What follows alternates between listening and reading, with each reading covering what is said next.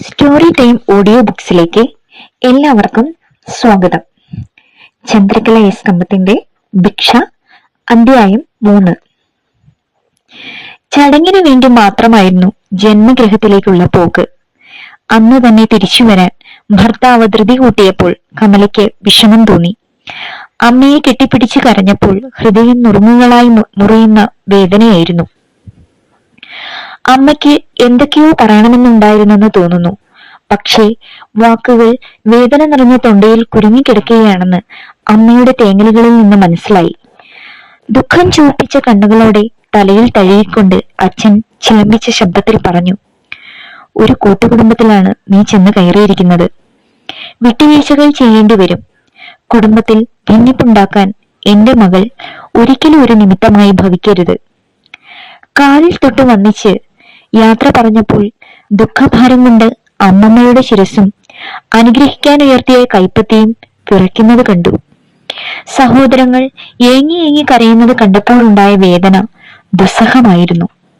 ജനിച്ച മണ്ണിൽ നിന്നും വേരോടെ പിഴുതു മാറ്റപ്പെടുന്ന ചെറു സസ്യത്തിന്റെ വേദന എന്തെന്ന് കമല അറിഞ്ഞു. കാറിലിരുന്നപ്പോൾ അദ്ദേഹം എന്തൊക്കെയോ പറഞ്ഞുകൊണ്ടിരുന്നു.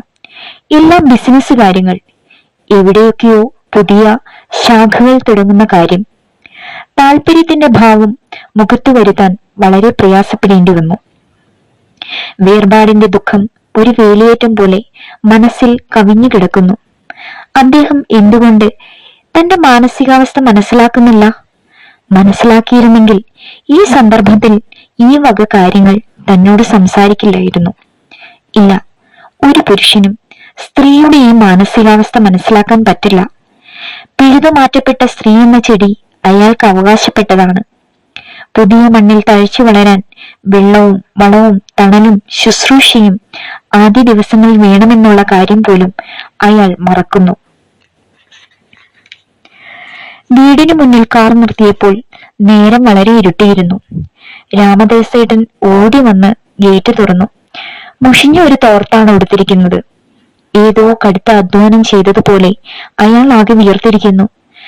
കാറിൽ പെട്ടികളുണ്ട്, എടുത്തകത്ത് വെക്ക്. വേലക്കാരോട് കൽപ്പിക്കുന്നത് പോലെയുള്ള സ്വരത്തിൽ അദ്ദേഹം രാമദാസേട്ടനോട് പറയുന്നത് കേട്ടപ്പോൾ ഉള്ളിൽ ഈർഷ്യ തോന്നി. സ്വന്തം അപ്പച്ചിയുടെ മകൻ അന്യനാണോ അയാൾ? വലിയ പെട്ടി തലയിലും മറ്റേത് കയ്യിലും എടുത്ത് അയാൾ വീട്ടിലേക്ക് നടക്കാൻ തുടങ്ങിയപ്പോൾ ഭർത്താവ് വീണ്ടും കൽപ്പിച്ചു, കാറാകെ പൊടിയിൽ മുങ്ങിയിരിക്കുകയാണ്, നല്ലതുപോലെ കഴുകി തുടയ്ക്കണം കേട്ടോ. രാമദാസൻ തലകുലുക്കി. ഏട്ടന്മാരും ഏട്ടത്തിയമ്മമാരും അത്താഴം കഴിഞ്ഞ് മുകളിലത്തെ നിലയിലെ ഉറക്കറയിൽ കയറി കഴിഞ്ഞിരുന്നു. സീമന്തിനി അടുക്കളയിലുണ്ടായിരുന്നു. അടുക്കളയുടെ ഒരു വശത്ത് ജാനകി കിടന്നുറങ്ങുന്നു. കമലയെ കണ്ടപ്പോൾ സീമന്തിനി പറഞ്ഞു, ഇന്ന് തന്നെ വരുമെന്ന് പറഞ്ഞിരുന്നത് കൊണ്ട് ഞാൻ കാത്തിരിക്കുകയായിരുന്നു.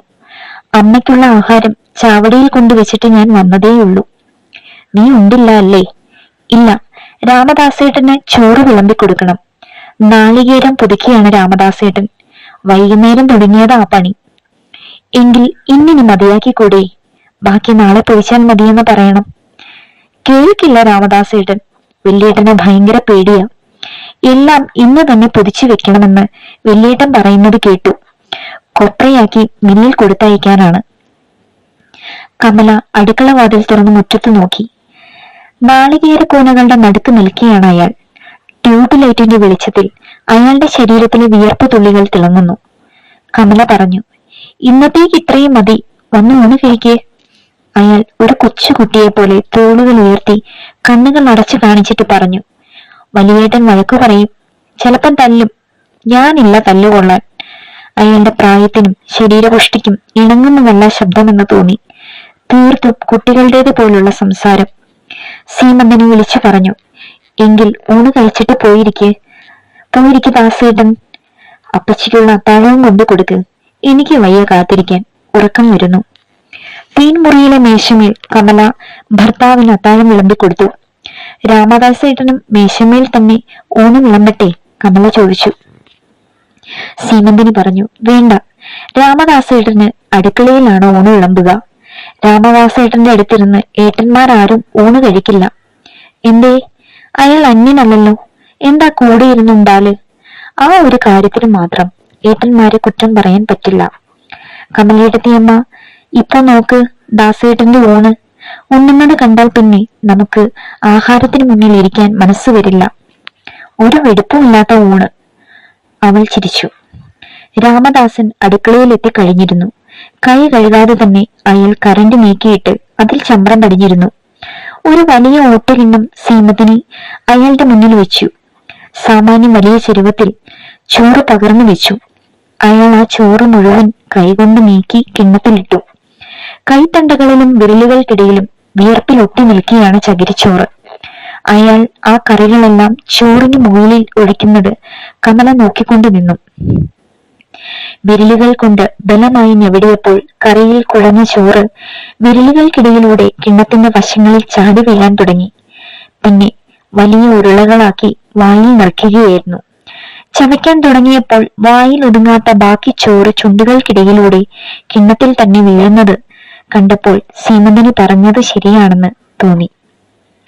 മീശയിലും താടിയിലുമെല്ലാം ചോറും കറിയും ഒട്ടിയിരിക്കുന്നത് കണ്ടപ്പോൾ അറപ്പ് തോന്നാതിരുന്നില്ല. നിമിഷങ്ങൾക്കകം ആ ചോറ് മുഴുവൻ ഉണ്ടു തീർത്ത് അയാൾ കൈ കഴുകി. അപ്പച്ചിക്കുള്ള അത്താഴം പാത്രത്തിലെടുത്ത് അടച്ച് സീമന്തിനെ അയാളുടെ കയ്യിൽ കൊടുത്തയച്ചു. പിന്നെ പതിഞ്ഞ ശബ്ദത്തിൽ പറഞ്ഞു, അമ്മയ്ക്ക് ചാവടിയിലും അപ്പച്ചിക്ക് ചായപ്പുമുറിയിലും ആഹാരം കൊടുത്തയക്കണം. അതൊരു ജോലിയാണ്. ഒരു ദിവസം ഞാനത് മറന്നാൽ അന്ന് അവർക്ക് ആഹാരമില്ല. അമ്മ ചിലപ്പോൾ ബഹളമുണ്ടാക്കിയെന്നിരിക്കും. അപ്പച്ചി പാവം ഒരക്ഷരം ഉരിയാടുകയില്ല. സീമന്തരിയുടെ അമ്മയെയും അപ്പച്ചിയെയും വീട്ടിലെ മറ്റാരും ഗൗനിക്കാറില്ലെന്ന് കമല ഊഹിച്ചു. കമല പറഞ്ഞു, നാളെ മുതൽ ആ ജോലി ഞാൻ ചെയ്യാം. അവൾ ചിരിച്ചുകൊണ്ട് പറഞ്ഞു, അയ്യോ, എനിക്ക് ബുദ്ധിമുട്ടുണ്ടായിട്ട് പറഞ്ഞതല്ല. ഈ ജോലികളെല്ലാം ഞാൻ ശീലിച്ചു കഴിഞ്ഞു. ഏതാണ്ട് 7-8 വയസ്സുള്ളപ്പോൾ തുടങ്ങിയതല്ലേ. അത്താഴം കഴിച്ചുകൊണ്ടിരുന്നപ്പോൾ കമല എതിരെ ഇരുന്ന് ഊണ് കഴിച്ചുകൊണ്ടിരുന്ന സീമന്തിനിയെ ശ്രദ്ധിക്കുകയായിരുന്നു. വെളുത്ത ഗോതമ്പ് മണിയുടെ നിറം, വില്ലുപോലെ വളഞ്ഞിരിക്കുന്ന കറുത്ത നേർത്ത പുരികങ്ങൾ, ഭംഗിയുള്ള നാസിക, അതിന്റെ ഭംഗി വർദ്ധിപ്പിക്കാനെന്നോണം വലതു ഭാഗത്ത് ചെറിയ വെള്ളക്കല്ല് പതിച്ച മൂക്കൂത്തി, ഇടതൂർന്ന എണ്ണക്കറുപ്പുള്ള മുടി, പവിഴത്തിന്റെ നിറമുള്ള ചുണ്ടുകൾ. ഈ മുഖഛായ താൻ എവിടെയോ കണ്ടിട്ടുണ്ട്. എവിടെ വെച്ചോ കണ്ടു മറന്ന മുഖം. മനസ്സിന്റെ ചുവരുകളിലെല്ലാം പരതി നോക്കിയപ്പോൾ കണ്ടുകിട്ടി തന്റെ വീട്ടിലെ തേവാരപ്പുരയിൽ തൂക്കിയിട്ട ദുർഗയുടെ ചിത്രം. ഗോവയിലെ ശാന്തദുർഗാ ക്ഷേത്രത്തിൽ നിന്നും അച്ഛൻ കൊണ്ടുവന്നത്. സംഹാര രൂപം വെടിഞ്ഞ് ശാന്തയായി നിൽക്കുന്ന ദുർഗയ്ക്ക് സീമന്തിനിയുടെ ഛായയാണ്. താൻ അവളെ ശ്രദ്ധിക്കുകയാണെന്ന് അവൾ അറിയുന്നതേയില്ല. പാവം, അടുക്കള ജോലികൾ ചെയ്തു കഴിഞ്ഞിരിക്കുകയാണ്. അവളെന്ന് കണ്ടാലറിയാം. ഉറക്കം തഴുകിയ കണ്ണുകളുടെ മേൽപ്പോളകൾക്ക് സിന്ദൂരം വിതറിയതുപോലെയുള്ള ഇളം ചുവപ്പ്. സീമന്തിനി കണ്ണുകൾ ഉയർത്തി നോക്കിയപ്പോൾ കമല അവളെ തന്നെ നോക്കിയിരിക്കുന്നത് കണ്ടു. ഉറക്കം നിറഞ്ഞ് പാതി അടയാറായ അവളുടെ കണ്ണുകളിൽ കൃഷ്ണമണികളുടെ അർദ്ധഭാഗം മേൽപ്പോളകൾക്കുള്ളിൽ മറഞ്ഞിരുന്നു. എന്താ നോക്കുന്നത് ഏട്ടത്തിയമ്മേ? കമല പറഞ്ഞു. ഒന്നുമില്ല, നിന്റെ പേരൊന്ന് മാറ്റിയാലോ എന്ന് ആലോചിക്കുകയായിരുന്നു. അവൾ ചോദിച്ചു, എന്താ അങ്ങനെ തോന്നാൻ? ഏത് പേരാ ഏട്ടത്തിയമ്മയ്ക്ക് വിളിക്കാൻ തോന്നണേ? ദുർഗ. എന്റെ വീട്ടിൽ ദുർഗാദേവിയുടെ ഒരു ചിത്രമുണ്ട്. അതിലെ ദുർഗയ്ക്ക് നിന്റെ ഛായയാണ്. നിന്നെ കണ്ടപ്പോൾ മുതൽ ഞാൻ ആലോചിക്കുകയായിരുന്നു, ഇതുപോലെ ആരെയോ ഞാൻ കണ്ടിട്ടുണ്ടല്ലോ എന്ന്. ആരാണ് ഭഗവതിയെ അത്ര മോശമാക്കി വരച്ചത് ഏട്ടത്തിയമ്മേ? ഏയ്, ചിത്രം മോശമല്ല. നീ സുന്ദരിയാണ്, ദുർഗയെ പോലെ സുന്ദരി. അവൾ ഇടത്തെ കൈത്തലം കൊണ്ട് വായ പൊത്തിച്ചിരിച്ചു. അയ്യോ, അങ്ങനെയൊക്കെ പറഞ്ഞാൽ എനിക്ക് നാണം തോന്നുന്നു. ഇവിടെ ആരും പറഞ്ഞിട്ടില്ല ഞാൻ സുന്ദരിയാണെന്ന്. ഇവിടെയുള്ളവർക്ക് ആർക്കും സൗന്ദര്യം ആസ്വദിക്കാൻ അറിയില്ലായിരിക്കും. ഒരു പുതിയ വാർത്ത കേൾക്കുന്ന ഭാവത്തോടെ അവൾ അടക്കി ചിരിച്ചു. പിന്നെ പറഞ്ഞു, സൗന്ദര്യം ആസ്വദിക്കാൻ അറിയാഞ്ഞിട്ടാണോ സദാനന്ദേട്ടൻ ഏട്ടത്തിയമ്മയെ തന്നെ കെട്ടണമെന്ന് വാശി പിടിച്ചത്? ഊണ് കഴിഞ്ഞ് കൈ കഴുകിയപ്പോൾ സീമന്തിനി പറഞ്ഞു, ഇനി ഏട്ടത്തിയമ്മ പോയി കിടന്നോളൂ. നിനക്ക് പോകണ്ടേ ചാവടിയില് അമ്മയുടെ അടുത്തേക്ക്? ഇത്രയും ഇരട്ടിക്കഴിഞ്ഞാൽ പിന്നെ ചാവടിയിൽ പോവില്ല. അമ്മ വാതിൽ തുറക്കില്ല. ഇവിടെ അച്ഛന്റെ മുറി ഒഴിഞ്ഞു കിടക്കല്ലേ, അവിടെ കിടക്കും. അല്ലെങ്കിൽ വലിയേട്ടന്റെ കുട്ടികളുടെ മുറിയിൽ ചെന്ന് കിടക്കും.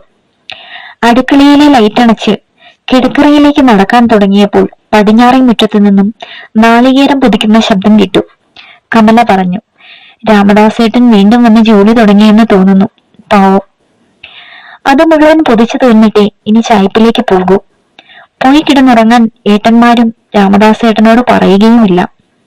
സീമന്തിനി പൂജാമുറിക്കടുത്തുള്ള മുറിയിലേക്ക് കയറവേ പറഞ്ഞു. ഇതായിരുന്നു അച്ഛന്റെ മുറി.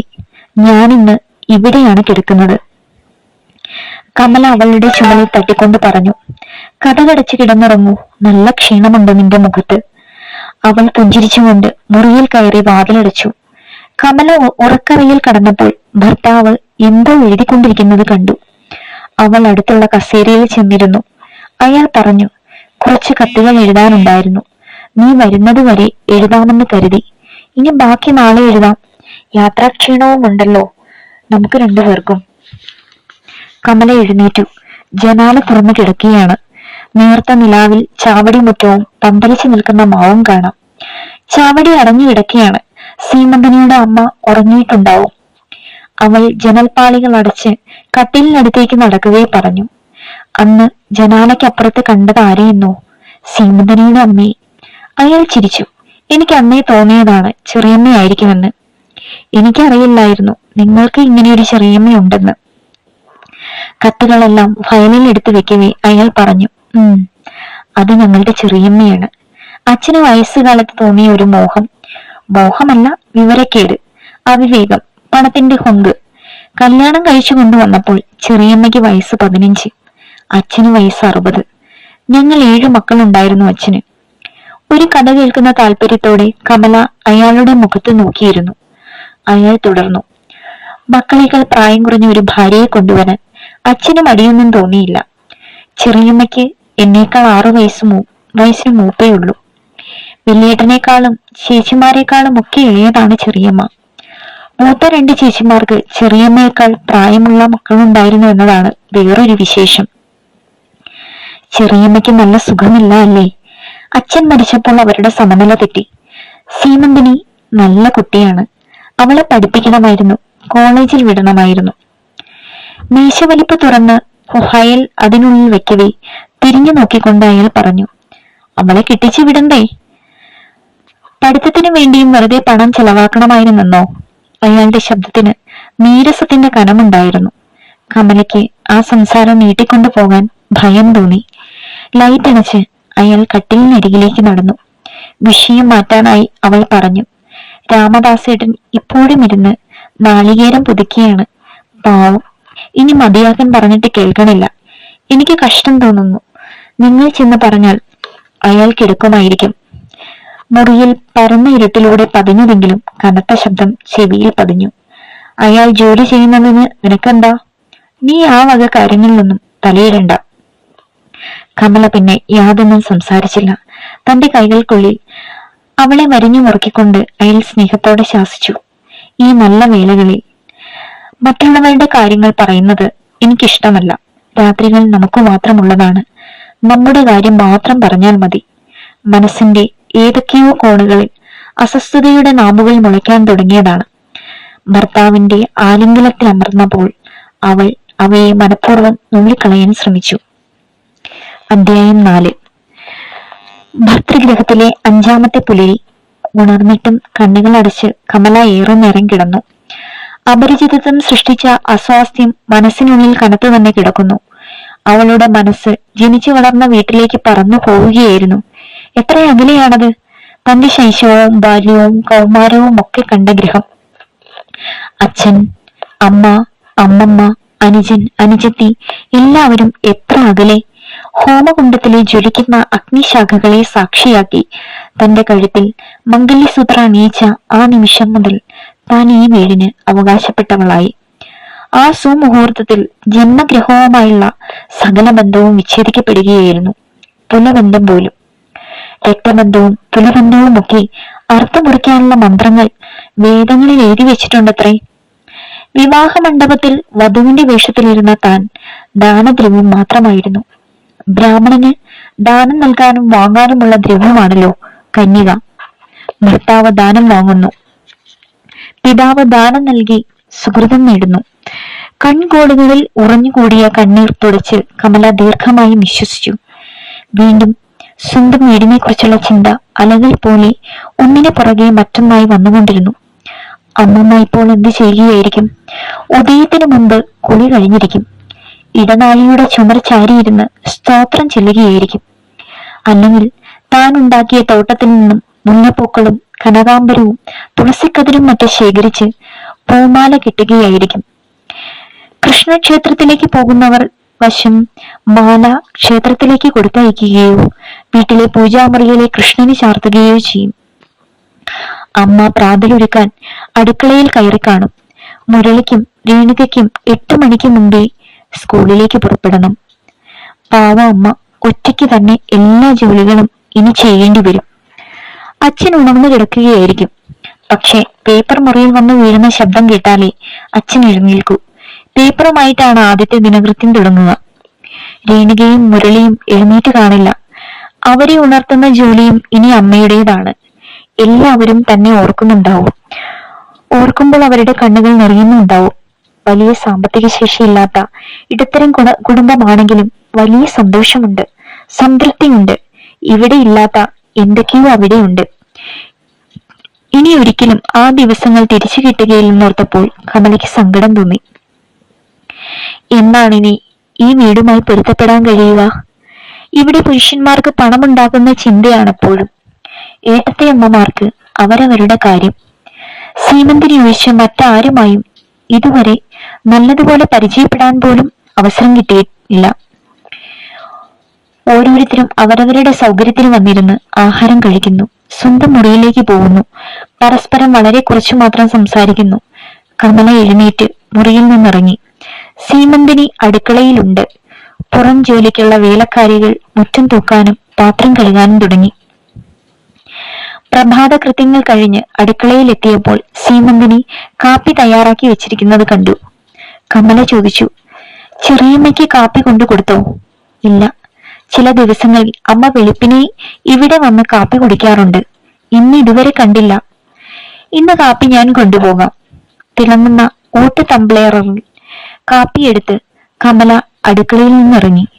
പടിഞ്ഞാറേ മുറ്റത്ത് പൊതിച്ച നാളികേരക്കൂനകളുടെ ഇടയ്ക്ക് രാമദാസൻ ചുരുണ്ടുകൂടി കിടന്നുറങ്ങുന്നത് കണ്ടു. മുറ്റത്തിറങ്ങിയപ്പോഴാണ് മഞ്ഞിന്റെ മരവിപ്പിക്കുന്ന തണുപ്പ് അനുഭവപ്പെട്ടത്. കഴുകിയിട്ട സിമന്റ് തറയിലൂടെ നടന്നപ്പോൾ ഐസ് കട്ടയിൽ ചവിട്ടുന്നത് പോലെ. വളപ്പിനുള്ളിലെ മരങ്ങളെല്ലാം സുതാര്യമായ മഞ്ഞിന്റെ ആവരണത്തിനുള്ളിൽ വിറങ്ങലിച്ചു നിൽക്കുന്നു.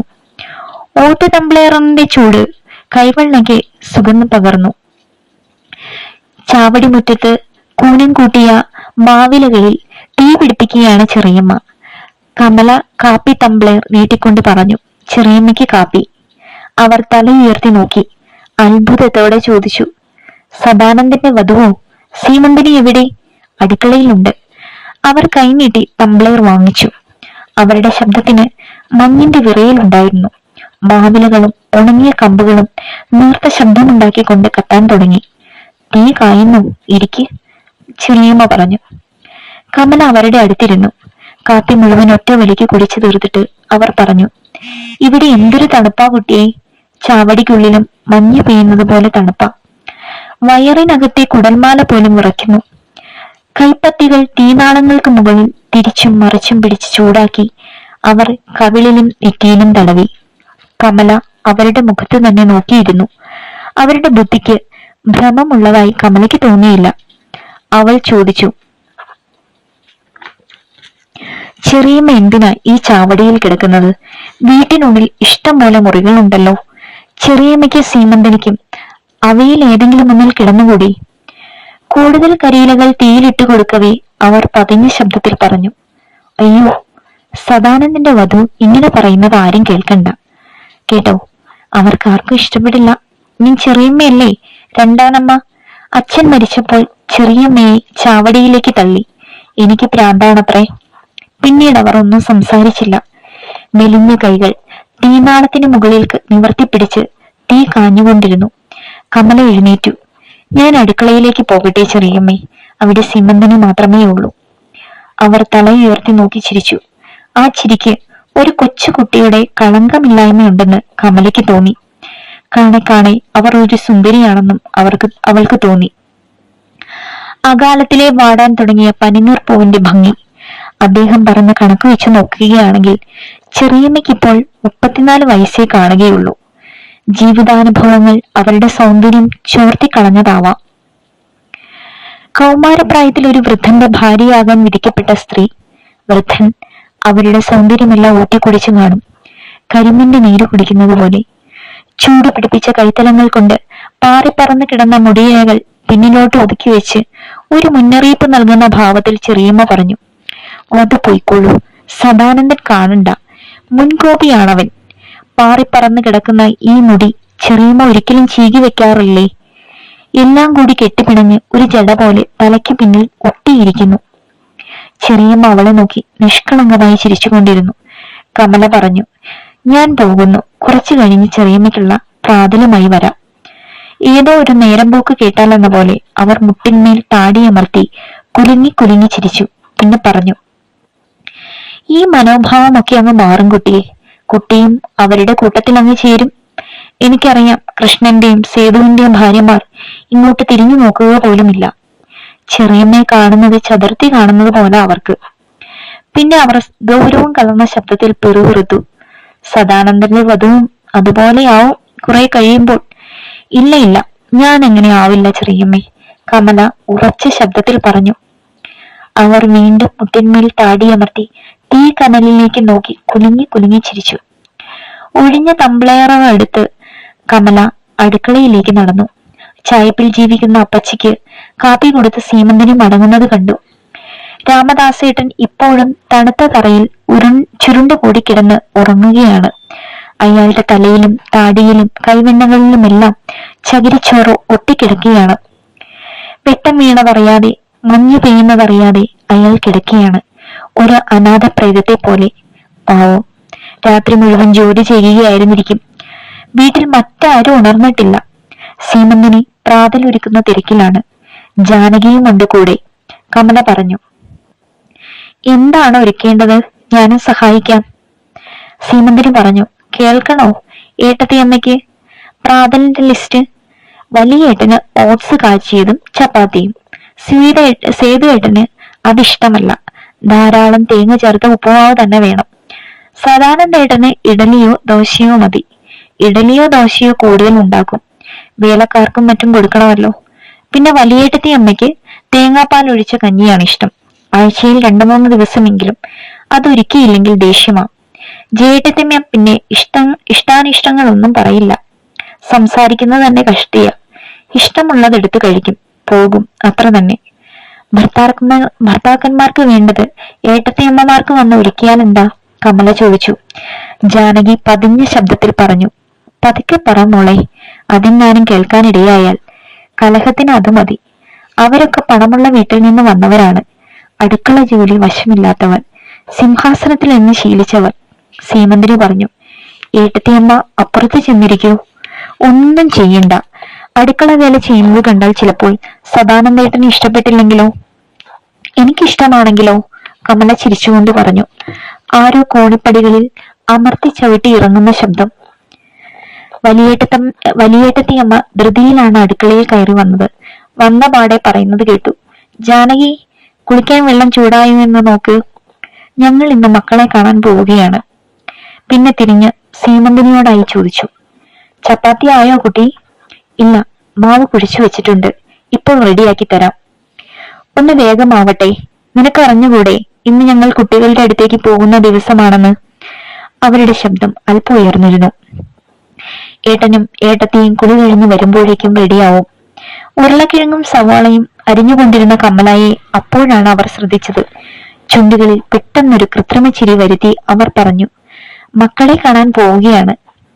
അവർ ബോർഡിങ്ങിലാണേ, ഉച്ചയ്ക്ക് മുമ്പ് തിരിച്ചെത്തണം. അല്ല കമല, എന്തിനാ ഇതൊക്കെ ചെയ്യുന്നത്? ജാനകി ചെയ്തോളും. എനിക്കിഷ്ടമാണ് ഇതൊക്കെ ചെയ്യാൻ. ജാനകിക്ക് ഞാൻ ശമ്പളം കൊടുത്ത് നിർത്തിയിരിക്കുകയാണ്. അവർ ചെയ്യും. സീമന്തിനിയും ഉണ്ടല്ലോ. അവർ ധൃതിയിൽ അടുക്കളയിൽ നിന്നിറങ്ങി. സീമന്തിനി കമല മാത്രം കേൾക്കി പിറുപിറുത്തു. ഇനി അടുത്തത് ജയേട്ടത്തിയമ്മയുടെ വരവാണ്. ആരോടും ഒന്നും ചോദിക്കുകയോ പറയുകയോ ചെയ്യില്ല. മേശപ്പുറത്തുള്ള പാത്രങ്ങളെല്ലാം തുറന്നു നോക്കും. ഭർത്താവിനുള്ള ഉപ്പുമാവ് റെഡി ആയിട്ടുണ്ടോ എന്ന്. ഇല്ലെങ്കിൽ പതിയെ മുറിയിൽ ചെന്നിരിക്കും. പിന്നെ കളി തുള്ളുന്നത് സേതുവേട്ടനായിരിക്കും. ജയേട്ടത്തി അമ്മയ്ക്ക് പറയാനുള്ളത് സേതുവേട്ടനെ കൊണ്ട് പറയിക്കും. അത്ര തന്നെ. സീമന്തിന് പറഞ്ഞു നിർത്തിയതേയുള്ളൂ. ജയേട്ടത്തിയമ്മ അടുക്കളയിലെത്തി. അവർ നടക്കുമ്പോൾ കാൽവിരലിലെ മിഞ്ചിയിലെ മണികൾ കിളുങ്ങുന്ന ശബ്ദം കേൾക്കാം. അവർ കമലയെ കണ്ടപ്പോൾ പുഞ്ചിരിച്ചു. പഴുത്ത തക്കാളിയുടെ നിറമാണ് ജയേട്ടത്തിയമ്മയുടെ ചുണ്ടുകൾക്ക്. കൊഴുത്തു തൊടുത്ത കവിളുകൾ. തന്നെ കാണുമ്പോഴെല്ലാം പുഞ്ചിരിക്കുമെന്നല്ലാതെ ഇതുവരെ യാതൊന്നും അവർ സംസാരിച്ചിട്ടില്ലെന്ന് കമല ഓർത്തു. അരിയുന്ന ജോലി ജാനകിയെ ഏൽപ്പിച്ച് കമല എഴുന്നേറ്റു. സീമന്തിനി ധൃതിയിൽ ചപ്പാത്തി പരത്തുകയും ചുടുകയും ചെയ്യുന്നു. കമല ജയേട്ടത്തിയോട് ചോദിച്ചു, ഏട്ടനും ഏട്ടത്തിയമ്മയ്ക്കും കാപ്പി എടുത്തു തരട്ടെ? അവർ പുഞ്ചിരിച്ചു. വേണ്ട, ഞാൻ എടുത്തോളാം. അവർ ഫ്ലാസ്കിൽ നിന്ന് 2 ഗ്ലാസ്സിൽ കാപ്പി ഒഴിച്ചെടുത്ത് ഉറക്കറയിലേക്ക് പോയി. കമല സീമന്തിനിയോട് ചോദിച്ചു, ഏതാണ് ജയേട്ടത്തിയമ്മയുടെ സ്ഥലം? മംഗലാപുരം. ഡോക്ടറാണ് അച്ഛൻ. വലിയേട്ടനും ഏട്ടത്തിയമ്മയും കുളിച്ചൊരുങ്ങി വന്നപ്പോൾ ചപ്പാത്തിയും കറിയും ഓട്സും തയ്യാറായി കഴിഞ്ഞിരുന്നു. വിവാഹത്തിന് പോകാൻ ഒരുങ്ങുന്നത് പോലെയാണ് ഏട്ടത്തിയമ്മ ഒരുങ്ങിയിരിക്കുന്നത്.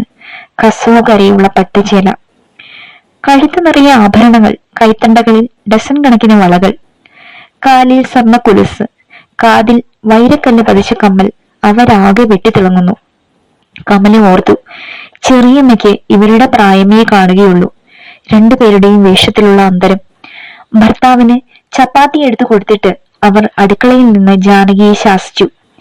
എനിക്കിഷ്ടമില്ലാത്ത സാധനമാണിതെന്ന് അറിഞ്ഞുകൂടെ? ജാനകിക്ക് നേരത്തെ എഴുന്നേറ്റ് അല്പം പാൽക്കഞ്ഞി ഉണ്ടാക്കാൻ പാടില്ലായിരുന്നോ? ജാനകി ഒന്നും പറയാതെ ഭയത്തോടെ അവരെ നോക്കി നിന്നതേയുള്ളൂ. അവർ ഒരു ചപ്പാത്തി എടുത്ത് തിന്നെന്ന് വരുത്തി ദേഷ്യത്തോടെ ഇറങ്ങിപ്പോയി. കമലയ്ക്ക് അത്ഭുതം തോന്നി. ഈ രീതിയിലുള്ള സ്വഭാവക്കാരെ ജീവിതത്തിൽ ആദ്യമായി കാണുകയാണ്. പണക്കാരുമായി അടുത്തിടപെടാൻ സന്ദർഭം കിട്ടിയില്ലായിരുന്നല്ലോ ഇതുവരെ. സീമന്തിനി തളത്തിലേക്ക് നോക്കി സ്വരം താഴ്ത്തി പറഞ്ഞു, അതാ സദാനന്ദേട്ടൻ വരുന്നു. രാമദാസൻ എവിടെ? ഭർത്താവ് ചോദിക്കുന്നത് കേട്ട് കമല അടുക്കളയിൽ നിന്നിറങ്ങി. പടിഞ്ഞാറേ മുറ്റത്തേക്ക് നടക്കുകയാണ് അദ്ദേഹം. കമല ചോദിച്ചു, എഴുന്നേറ്റത് ഞാൻ അറിഞ്ഞില്ല, ചായ കൊണ്ടുവരട്ടെ? കമല ചോദിച്ചതിന് മറുപടി പറയാതെ അയാൾ വീണ്ടും ചോദിച്ചു, രാമദാസൻ എവിടെ? അയാൾ അപ്പുറത്ത് കിടന്നുറങ്ങുകയാണ് പാവം. രാത്രി മുഴുവൻ ഇരുന്ന് നാളികേരം പൊതുക്കിയായിരുന്നെന്ന് തോന്നുന്നു. സദാനന്ദൻ മുഴുവൻ കേൾക്കാൻ കാത്തു നിന്നില്ല. രാമദാസൻ കിടക്കുന്നിടത്ത് ദേഷ്യത്തിൽ നടന്നു പോകുന്നത് കണ്ടു. കമല പതുക്കെ പിന്നാലെ നടന്നു. അയാൾ വലത്തെ കാൽപാദം കൊണ്ട് രാമദാസന്റെ കാൽവണ്ണയിൽ ആഞ്ഞടിച്ചപ്പോൾ അയാൾ ഞെട്ടിയുണർന്ന് പകിച്ചു നോക്കി. ഭർത്താവ് അലറുന്നത് കമല കേട്ടു. കാറ് കഴുകി തുടയ്ക്കണമെന്ന് നിന്നോട് പറഞ്ഞതല്ലേ? ഏട്ടത്തി അമ്മയും ആ പൊടി പിടിച്ച കാറിലല്ലേ കയറിപ്പോയത്? രാമദാസൻ പിടഞ്ഞെണീറ്റ് സ്വന്തം കാൽവണ്ണ തടവിക്കൊണ്ട് ഭയത്തോടെ അയാളെ പകച്ചു നോക്കുന്നത് കണ്ടപ്പോൾ കമലയുടെ മനസ്സ് തേങ്ങിപ്പോയി. പക്ഷെ ഭർത്താവിനോട് എന്തെങ്കിലും പറയാൻ അവൾക്ക് ഭയം തോന്നി. അയാളുടെ നിർദ്ദയത്വം കണ്ട് കമലയുടെ മനസ്സ് ഞെട്ടി. അവൾ ഓർത്തു, അമ്മമ്മ തേക്കങ്കാട് മഠത്തിന്റെ മഹിമ വർണ്ണിക്കുന്നത് കേട്ടിട്ടുണ്ട്. അമ്മമ്മ തേക്കങ്കാടിന്റെ പണത്തിന്റെ വലിപ്പം മാത്രമേ കണ്ടിട്ടുള്ളൂ. അവിടുത്തെ വളർത്തുമൃഗങ്ങളുടെ ദയനീയാവസ്ഥ അമ്മമ്മ അറിഞ്ഞിട്ടില്ല. അമ്മമ്മ എന്നല്ല, മഠത്തിന് പുറത്തുള്ളവർക്ക് ആർക്കും അതറിയില്ല. അസ്വസ്ഥതയോടെ കമല അടുക്കളയിലേക്ക് നടന്നു. അധ്യായം 5. സീമന്തിനി പതിവിലും നേരത്തെ ഉണർന്നു. അവൾ ഓർത്തു, ഇന്ന് പൗർണമിയാണ്. പൂജാമുറിയിലെ മുരളീകൃഷ്ണന്റെ മുന്നിൽ നിവേദ്യ ഫലങ്ങൾ വെക്കുന്ന വെള്ളിത്തളികയോളം വലിപ്പത്തിൽ ഇന്ന് രാത്രി നീലാകാശത്തിൽ ചന്ദ്രൻ പ്രത്യക്ഷപ്പെടും. ആ തളികയിൽ നിന്ന് പുലരുവോളം പൂനിലാവ് ഭൂമിയിലേക്ക് ഒഴുകിക്കൊണ്ടേയിരിക്കും. സീമന്തിനിയുടെ മനസ്സിലും ഇന്ന് പൗർണമിയാണ്. സന്തോഷത്തിന്റെ പൂനിലാവ് പെയ്യുന്ന ദിവസം. അതിരാവിലെ ചായ്പിൽ ചെന്ന് അവൾ അപ്പച്ചിയെ വിളിച്ചു നോർത്തി ഓർമ്മിപ്പിച്ചു. ഇന്ന് പൗർണമിയാണ്. അപ്പച്ചി പറഞ്ഞു. ഓ, എനിക്ക് ഓർമ്മയുണ്ട് മോളെ, മോൾ ഇന്നലെ അക്കാര്യം പറഞ്ഞതാണല്ലോ. അപ്പച്ചിക്ക് പൗർണമി വ്രതമാണിന്ന്. രാവിലെ എഴുന്നേറ്റ് കുളിച്ച് ധ്യാനിച്ചതിന് ശേഷമേ ജലപാനം ചെയ്യൂ. കുറെ വർഷങ്ങൾക്ക് മുൻപ് വരെ പുലർച്ചെ എഴുന്നേറ്റ് കുളിച്ച് വിഷ്ണു ക്ഷേത്രത്തിൽ ചെന്ന് നമസ്കാര മണ്ഡപത്തിൽ നിന്ന് അവർ മണിക്കൂറുകളോളം പ്രാർത്ഥിക്കുമായിരുന്നു. അവിടുന്ന് കിട്ടുന്ന തീർത്ഥവും നേദിച്ച പഴവും മാത്രമായിരുന്നു അന്നൊക്കെ അപ്പച്ചിയുടെ പ്രാതൽ. പിന്നെ അവർ പൂർണ്ണചന്ദ്രനെ കാണുന്നതുവരെ ജലപാനം ചെയ്യില്ല. അരിയാഹാരം കൈകൊണ്ട് തൊടില്ല. വൈകിട്ട് വീണ്ടും കുളിച്ച് ക്ഷേത്രത്തിൽ പോയി ദീപാരാധന കഴിഞ്ഞ് വന്നതിന് ശേഷം പൂർണ്ണചന്ദ്രൻ ഉദിച്ചുയരുന്നതും കാത്ത് തുളസിത്തറയ്ക്കടുത്ത് ഒരേ നിൽപ്പാണ്. ചന്ദ്രനെ കാണുമ്പോൾ ഇരു കൈകളും ഉയർത്തി പ്രാർത്ഥന തുടങ്ങും. ചുണ്ടുകൾ തെരുതെരെ ചലിച്ചുകൊണ്ടിരിക്കും. കണ്ണിലൂടെ ചിറമുറിഞ്ഞൊഴുകുന്ന കണ്ണീർ കവിളിലൂടെ ഒഴുകി മാറിനെ നനയ്ക്കാൻ തുടങ്ങും. ഉറങ്ങുന്നതിന് മുമ്പ് ഒരു ഗ്ലാസ് പാലും 1-2 പഴവും കഴിക്കുന്നു. രാമദാസേട്ടന് ഏതാണ്ട് 10 വയസ്സുള്ളപ്പോൾ മുതൽ തുടങ്ങിയ വ്രതമാണത്രേ. മനസ്സിന്റെ വളർച്ച മുരടിച്ച രാമദാസേട്ടനു വേണ്ടി ഏതോ ജോയ്സിന് ഉപദേശിച്ച പ്രതിവിധി ഉറച്ചതും ശാന്തവുമായ മനസ്സ് നേടിയെടുക്കാൻ പൗർണമി വ്രതം അനുഷ്ഠിക്കുകയല്ലാതെ മറ്റു മാർഗമൊന്നുമില്ലായിരുന്നു. ആ അനുഷ്ഠാനം ഇന്നും അവർ തുടരുന്നു. പക്ഷേ രാമദാസേട്ടന്റെ മനസ്സ് ശരീരത്തോടൊപ്പം വളർന്നില്ല. എന്നെങ്കിലും മകൻ ബുദ്ധിമാനായി തീരുമെന്നും സ്വന്തം കാലിൽ നിൽക്കാറാകുമെന്നും അവർ ഇന്നും ആശയോടെ പ്രതീക്ഷിക്കുന്നു. 2 വർഷത്തോളമായി അപ്പച്ചി രാവിലെ ക്ഷേത്രത്തിൽ പോകാറില്ല. കാലുകൾക്ക് ബലക്ഷയം സംഭവിച്ചു. കണ്ണുകളുടെ കാഴ്ചയും മങ്ങിയിട്ടുണ്ട്. രാവിലെ കുളിക്കാൻ സഹായിക്കേണ്ടത് സീമന്തിനിയുടെ ജോലിയാണ്. വിഷ്ണു ക്ഷേത്രത്തിൽ ചെന്ന് തീർത്ഥവും പഴം നീതിച്ചതും കൊണ്ടുവരുന്നത് അവളാണ്. സീമന്തിനിക്ക് അതിഷ്ടമാണ്. അതിനൊരു കാരണമുണ്ട്. അതൊരു രഹസ്യമാണ്. തേക്കുംകാട് മഠത്തിൽ ആർക്കും അറിയാൻ പാടില്ലാത്ത ആ രഹസ്യം അവൾ മനസ്സിൽ സൂക്ഷിച്ചുകൊണ്ട് നടക്കുകയാണ്. അവൾ ദീർഘനിശ്വാസത്തോടെ എന്നും ഓർക്കും. ആ രഹസ്യം വെളിപ്പെടുത്താൻ തനിക്ക് എന്തെങ്കിലും അവസരം കിട്ടുമോ? അതിരാവിലെ എഴുന്നേറ്റ് കുറച്ച് ജോലികൾ ചെയ്തു. കമലേട്ടത്തി അമ്മ ഉള്ളതുകൊണ്ട് ഇപ്പോൾ വളരെ ആശ്വാസമുണ്ട്. സമാധാനത്തോടെ ക്ഷേത്രത്തിൽ പോയി സാവകാശം വന്നാൽ മതിയെന്ന് അവർ പറഞ്ഞു. തേക്കുംകാട് മഠത്തിൽ കയറി വന്ന മഹാലക്ഷ്മിയാണ് കമലേട്ടത്തി അമ്മ. സ്നേഹിക്കാൻ ശീലിച്ച സ്ത്രീ. ചുരുങ്ങിയ നാളുകൾക്കുള്ളിൽ താൻ അവരുമായി എത്രയേറെ അടുത്തു കഴിഞ്ഞു. പക്ഷേ കമലേട്ടത്തി അമ്മയോട് പോലും താൻ ആ രഹസ്യം പറഞ്ഞിട്ടില്ല. പറഞ്ഞാൽ എന്തായിരിക്കും പ്രതികരണം? ഇല്ല, അത് വെളിപ്പെടുത്താനുള്ള ധൈര്യം തനിക്ക് ഒരിക്കലും ഉണ്ടാവില്ല. ഏട്ടന്മാർ അറിഞ്ഞാൽ തേക്കുംകാട് മഠം പൊട്ടുന്ന അഗ്നിപർവ്വതമായി മാറും. അതിൽ നിന്നും വമിക്കുന്ന തിളയ്ക്കുന്ന ദ്രാവകത്തിൽ താൻ ഉരുകി പോവുകയുള്ളൂ. പറയേണ്ട ആൾ സമയമാവുമ്പോൾ വന്ന് പറയട്ടെ. പറഞ്ഞിട്ട് തന്നെ ഇവിടുത്തെ ബന്ധനത്തിൽ നിന്ന് മോചിപ്പിക്കട്ടെ. ഇന്ന് കണ്ടുമുട്ടിയാൽ ഇക്കാര്യം താൻ പറയും, തീർച്ച. അപ്പച്ചിയെ കുളിക്കാൻ സഹായിച്ചതിനു ശേഷം സീമന്തിനിയും ധൃതിയിൽ കുളിച്ചു. വെള്ളത്തിന്റെ കോച്ചുന്ന തണുപ്പ് അവൾ അറിഞ്ഞതേയില്ല. ധൃതിയിലാണെങ്കിലും വളരെ ശ്രദ്ധയോടെയാണ് അവൾ ഒരുങ്ങിയത്. ഈറൻ മുടി വിടർത്തി അറ്റം മാത്രം പിന്നിയിട്ടു. തെക്കേ മുറ്റത്ത് രാമദാസൻ നിൽക്കുന്നത് കണ്ടപ്പോൾ അവൾ അടുത്ത് ചെന്ന് പറഞ്ഞു, രാമദാസേട്ടൻ ഒരു ചെമ്പകപ്പൂ പറിച്ചു തരുമോ? എന്റെ കൈ എത്തില്ല. ഒരു കുട്ടിയെപ്പോലെ അയാൾ ചിരിച്ചുകൊണ്ട് തലകുലുക്കി. മരത്തിൽ കയറി കുറെ ചെമ്പകപ്പൂക്കളുമായി ഇറങ്ങി വന്ന് അവളുടെ കയ്യിൽ കൊടുത്തു. 2-3 പൂക്കൾ ഒരുമിച്ച് നൂലിൽ കെട്ടി തലയിൽ തിരുകി. ബാക്കി പൂക്കളുമായി അവൾ അടുക്കളയിൽ ചെന്നു. കമല പാൽ കാച്ചിക്കൊണ്ട് നിൽക്കുകയായിരുന്നു. സീമന്തിനിയെ കണ്ടപ്പോൾ സന്തോഷവും അത്ഭുതവും കലർന്ന ഭാവത്തിൽ അവളെ നോക്കി. ചെമ്പകപ്പൂക്കൾ ഏട്ടത്തിയമ്മയുടെ നേർക്ക് നീട്ടിക്കൊണ്ട് സീമന്തിനി പറഞ്ഞു, ഇവ ഏട്ടത്തിയമ്മയ്ക്ക് തലയിൽ ചൂടാനാണ്. തലയിൽ മണം തങ്ങി നിൽക്കും. ഞാൻ അമ്പലത്തിൽ പോയി വരട്ടെ. കമല അവളെ തന്നെ നോക്കി നിന്നു. പിന്നെ എന്തോ ഓർത്തിട്ടെന്ന പോലെ പറഞ്ഞു, നീ ഈ പാലം നിലയ്ക്ക് സീമന്തിനി, ഞാൻ ഇപ്പോൾ വരാം. കമല അടുക്കളയിൽ നിന്ന് ധൃതിയിൽ നടന്നുപോയി. തിരിച്ചു വന്നത് ഒരു കൊച്ചു പെട്ടിയുമായാണ്. അത് തുറന്ന് വെള്ളക്കല്ല് പതിച്ച നെക്ലേസ് എടുത്ത് അവളുടെ കഴുത്തിൽ അണിയിച്ചു കൊടുത്തു. കൈത്തണ്ടകളിൽ കുറെ വളകൾ ഇട്ട് കൊടുത്തു. പിന്നെ അവളുടെ ചുമലുകളിൽ പിടിച്ചുകൊണ്ട് കമല പറഞ്ഞു, നീ ഇപ്പോൾ ശരിക്കും ദേവി തന്നെ. എന്റെ വീട്ടിലെ പൂജാമുറിയിലിരിക്കുന്ന ദുർഗാദേവിയുടെ അതേ ഛായ. നീ എത്ര സുന്ദരിയായിരിക്കുന്നു. നിന്നെ ഒറ്റയ്ക്ക് വിടാൻ പേടിയാവുന്നല്ലോ. ആരെങ്കിലും റാഞ്ചിക്കൊണ്ട് പോയാലോ? സീമന്തിനിയുടെ മുഖത്ത് ലജ്ജയുടെ ചുവപ്പ് പടർന്നു. എന്നെയോ ഏട്ടത്തിയമ്മേ? നിന്നെ തന്നെ. അവർ രണ്ടുപേരും ചിരിച്ചു. വലിയേട്ടത്തമ്മ കടന്നു വന്നത് അവർ അറിഞ്ഞില്ല. എന്താ രാവിലെ രണ്ടുപേരും വലിയ സന്തോഷത്തിലാണല്ലോ, അവർ പറഞ്ഞു. കുളിച്ചൊരുങ്ങി നിൽക്കുന്ന സീമന്തിനിയെ അവർ നോക്കി. കമല ചിരിച്ചുകൊണ്ട് പറഞ്ഞു, അമ്പലത്തിലേക്ക് പോകുന്ന വഴിക്ക് ഇവളെ ആരെങ്കിലും റാഞ്ചിക്കൊണ്ട് പോകുമെന്ന് പറയുകയായിരുന്നു ഞാൻ. നോക്കൂ വലിയേട്ടത്തിയമ്മേ, ഇവൾക്ക് ഈ നെക്ലേസ് എത്ര ഭംഗിയായി ഇണങ്ങുന്നു. അവർ അതിന് മറുപടി ഒന്നും പറഞ്ഞില്ല.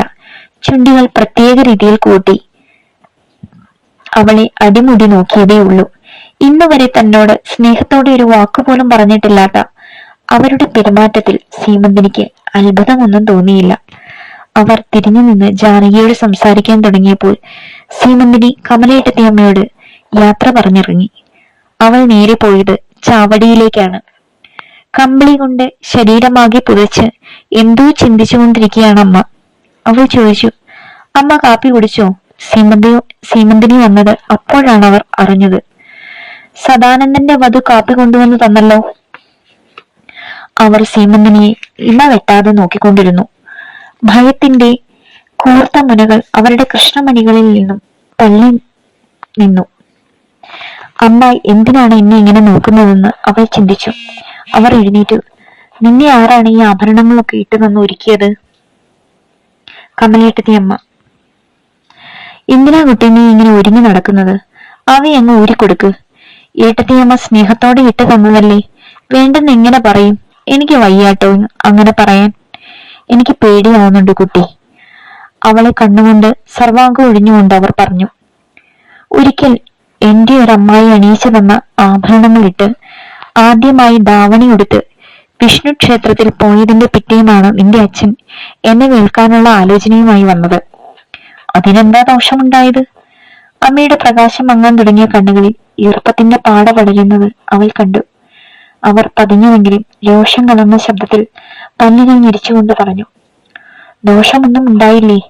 ദോഷമല്ലാതെ എന്താ ഉണ്ടായത്?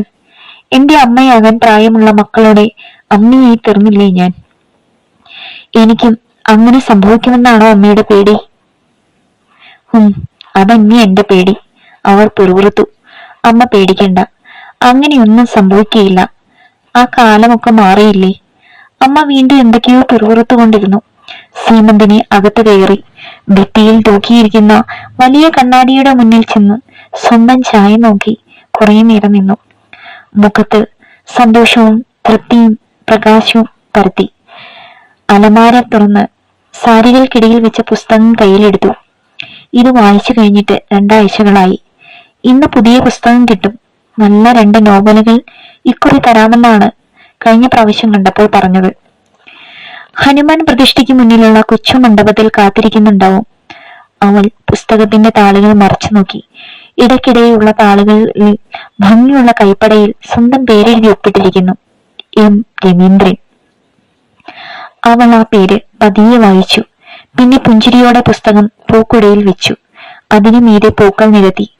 തീർത്ഥം വാങ്ങാനുള്ള ചെറിയ തൂക്കുപാത്രവും അതിൽ വെച്ച് അവൾ വരാന്തയിൽ വന്നു. അമ്മ ചോദിച്ചു, നീ എങ്ങോട്ടാ യാത്ര? വിഷ്ണു ക്ഷേത്രത്തിലേക്ക്. ഓ, ഇന്ന് പൗർണമിയാണല്ലോ. നിന്റെ അപ്പച്ചിക്ക് ഇന്ന് വ്രതമാണല്ലോ അല്ലേ? വലത്തെ കൈപ്പത്തി നെറ്റിയിൽ വെച്ച് അവർ പറഞ്ഞു. എന്തിനാ ഭഗവാനെ ആ സ്ത്രീ വയസ്സുകാലത്ത് ഈ വ്രതങ്ങളൊക്കെ നോക്കുന്നത്? ഏത് വ്രതം നോക്കിയാലും ഏത് ദൈവത്തെ വിളിച്ചാലും ഈ ജന്മം ആ മകൻ ഇനി ഇങ്ങനെ തന്നെയിരിക്കൂ, സംശയമില്ല. അപ്പച്ചിക്ക് അതുമൂലം സമാധാനം കിട്ടുമെങ്കിൽ അവരത് ചെയ്യട്ടെ, അമ്മയ്ക്കെന്താ? അവൾ ഇറങ്ങി. അമ്മ പറഞ്ഞതുപോലെ അപ്പച്ചിയുടെ വ്രതാനുഷ്ഠാനം കൊണ്ട് ഈ ജന്മം ഇനി ഫലമുണ്ടാവില്ലെന്നറിയാം. പക്ഷേ അവരുടെ ഈ വ്രതം കൊണ്ട് സന്തോഷം കിട്ടുന്നത് തനിക്കാണ്. അപ്പച്ചി ഒരിക്കലും വ്രതം മുടക്കല്ലേ എന്നാണ് തന്റെ പ്രാർത്ഥന. വീട്ടിലെ അടുക്കളയിൽ നിന്നും തനിക്ക് മോചനം കിട്ടുന്നത് ഈ ദിവസങ്ങളിലാണ്. ഗേറ്റ് തുറന്ന് നിരത്തിലിറങ്ങിയപ്പോഴാണ് മൂടൽ മഞ്ഞ് പുക പോലെ മുന്നിൽ പടർന്നു കിടക്കുന്നത് കണ്ടത്. തണുപ്പിന്റെ സൂചിമുനകൾ ത്വക്കിനെ തുറന്ന് അസ്ഥിമജ്ജ വരെ എത്തുന്നു. പാതയോരത്തെ ചെറുകല്ലുകളും പുൽക്കൊടികളും ചോലമരങ്ങളുമെല്ലാം തണുപ്പിന്റെ ആവരണത്തിനുള്ളിൽ മരവിച്ചു നിൽക്കുന്നത് പോലെ. വിഷ്ണു ക്ഷേത്രത്തിന്റെ കിഴക്കേ ഗോപുരം മഞ്ഞ് യവനികയ്ക്കപ്പുറം അവ്യക്തമായി കാണാൻ തുടങ്ങി. ഒപ്പം പ്രഭാത കീർത്തനങ്ങളുടെ നേർത്ത അലകൾ കാതുകളിലെത്തി. അവൾ ആഞ്ഞു നടന്നു. ആദ്യം ഹനുമാൻ പ്രതിഷ്ഠയ്ക്ക് മുന്നിലെത്തണം. തെക്കേ ഗോപുരത്തിനുള്ളിലാണ് ഹനുമാന്റെ പ്രതിഷ്ഠ. ഹനുമാന്റെ ഉപക്ഷേത്രത്തിന് മുന്നിൽ രാവിലെ ഭക്തജനങ്ങൾ ആരും എത്തുകയില്ല. അവിടെ സിമന്റിട്ട തറയിൽ തന്നെയും കാത്ത് രവീന്ദ്രേട്ടൻ ഇരിക്കുന്നുണ്ടാവും. സീമന്തിനി രാവിലെ അമ്പലത്തിലേക്കാണോ?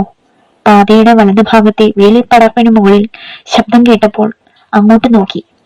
കൂടെ പഠിച്ചിരുന്ന ലളിതയാണ്. ലളിതയെ കണ്ടപ്പോൾ സന്തോഷം തോന്നി. അവൾ ചോദിച്ചു, നീ എന്താ രാവിലെ ഈ തണുപ്പത്ത് ഈ വേലിക്കരികിൽ? വെറുതെ മുറ്റം തൂക്കുകയായിരുന്നു.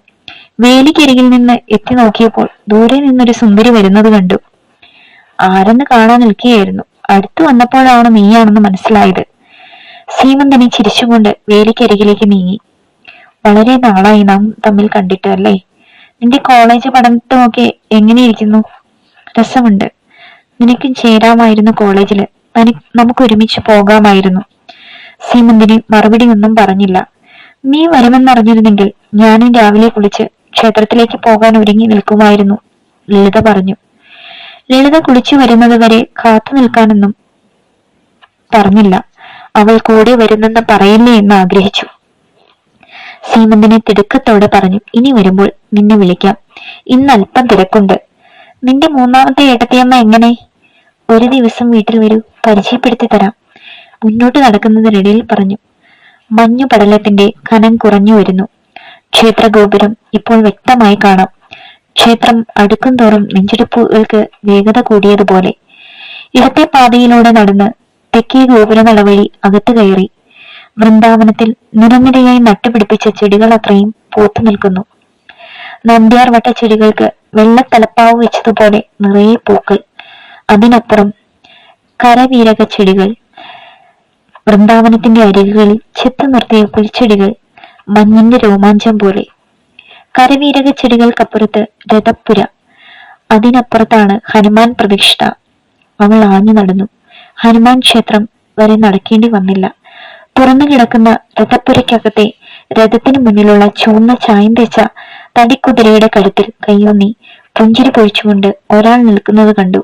അവൾ മനസ്സിൽ മന്ത്രിച്ചു, അതാ രവീന്ദ്രേട്ടൻ. അവൾ നടപ്പിന്റെ വേഗത കുറച്ചു. ക്ഷേത്രവളപ്പിൽ മറ്റാരുമില്ല. അവൾ സാവധാനം രഥത്തിനടുത്തേക്ക് നടന്നു. ബാക്കി നാളെ.